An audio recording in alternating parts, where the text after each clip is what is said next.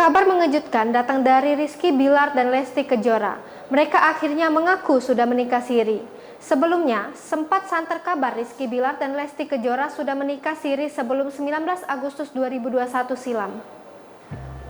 Maka, bersama Raffi Ahmad dan Nagita Slavina, pasangan ini bicara terbuka soal pernikahan mereka melalui tayangan eksklusif The Secret of Leslar, Selasa 21 September 2021 petang di kanal YouTube Rans Entertainment.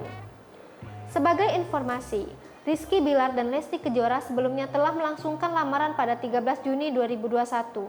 Tak berselang lama, keduanya menjalani serangkaian acara pernikahan dan disiarkan di stasiun di televisi. Di antaranya ada pengajian, pesta lepas lajang, hingga beberapa upacara adat. Sampai setelah gelar akad nikah, Bilar dan Lesti berbagi kebahagiaan dengan mengadakan resepsi. Selain itu, beberapa waktu lalu keduanya juga baru saja melangsungkan ngunduh mantu di Bandung.